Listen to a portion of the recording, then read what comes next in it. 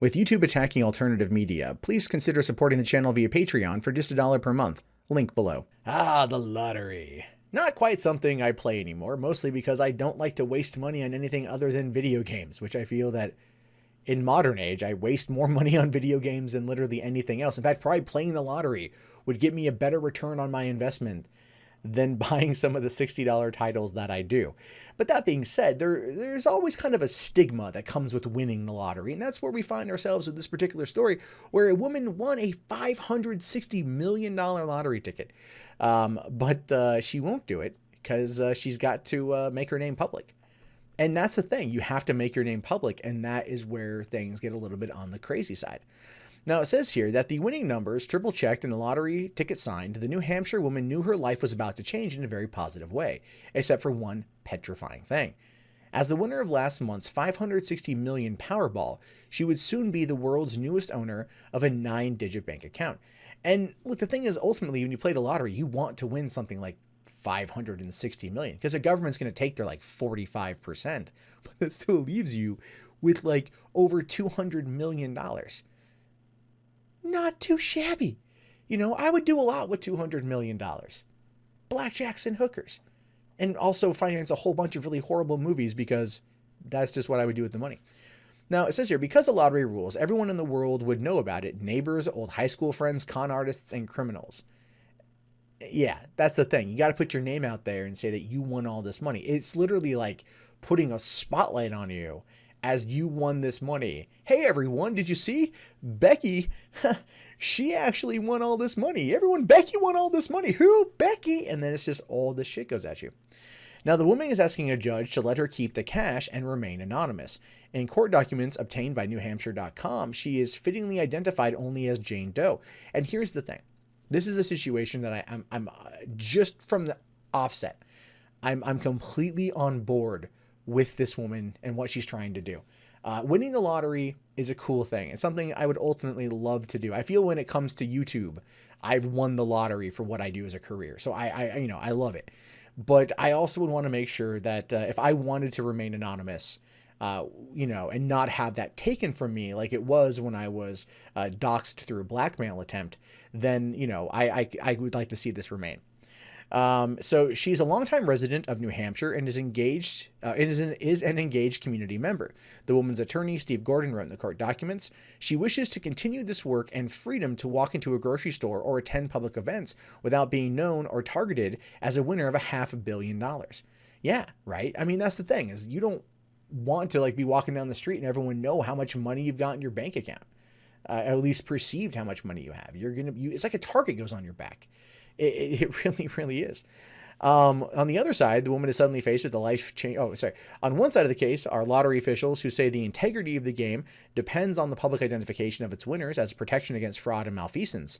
A local woman holding up a giant check while cameras flash and reporters scroll also happens to be a powerful marketing tool. So lottery officials are saying, like, we want people to know that you won, because then that spurs people to continuously pay for tickets because they can then be like you.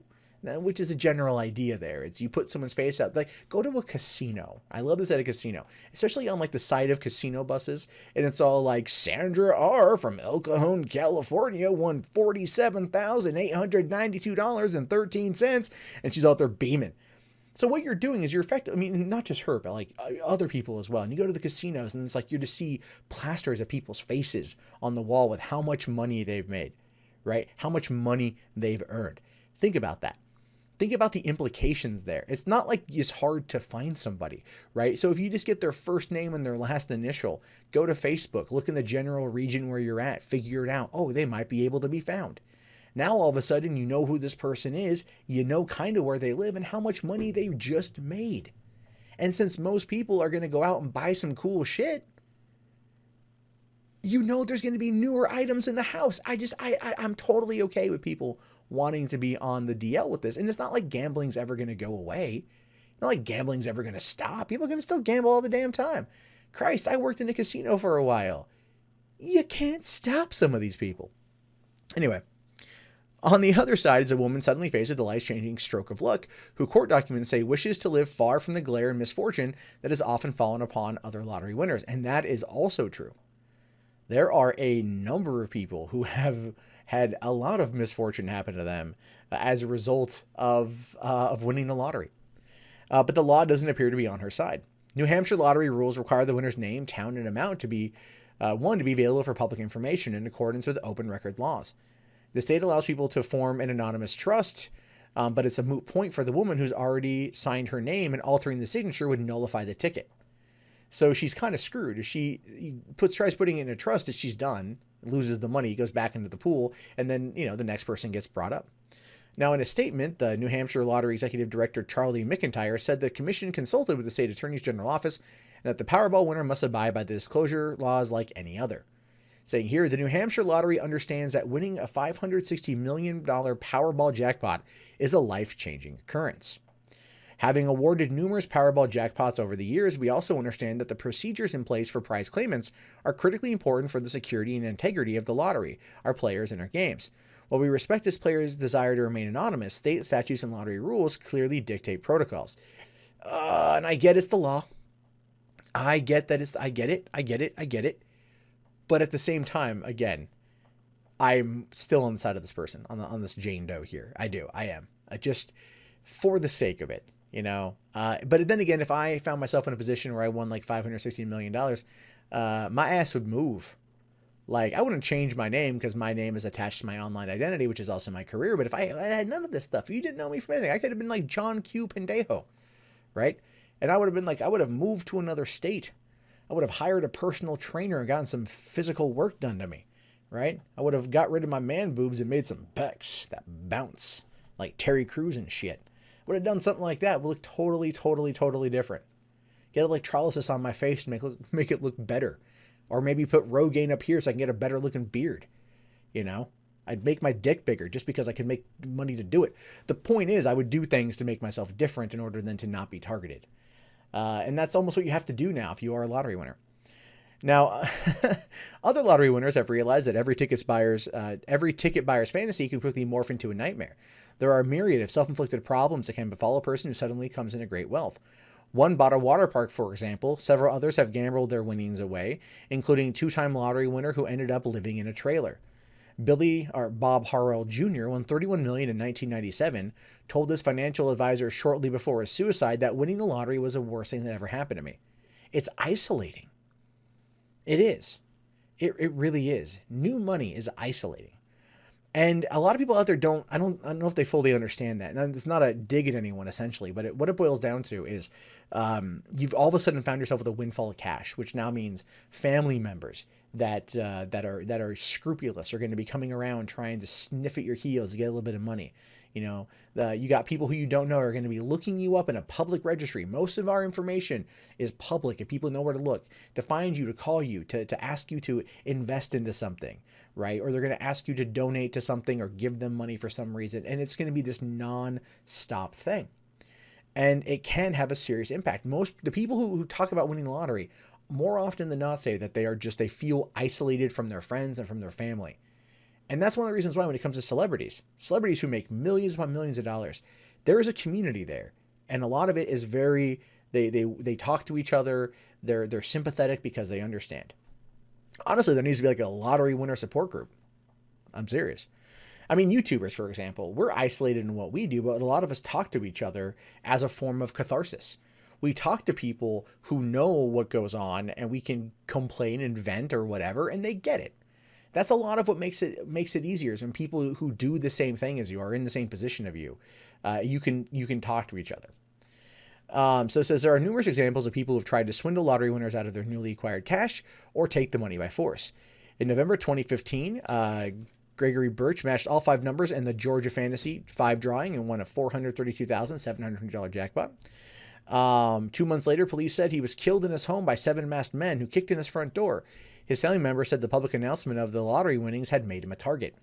But hey, lottery rules for promotion and publication and more people to buy tickets, that supersedes what could happen in someone's life, right? Just saying.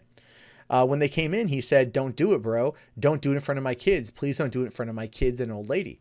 His girlfriend, Jasmine Hendricks, told WALB TV at the time. He says, "I'll give you my bank card." Abraham Shakespeare won 30 million lottery prize in 2006. 2 years later, he was approached by Doris D.D. Moore, who said she was writing a book on how people were taking advantage of him. She soon became his financial advisor and slowly siphoned his money away.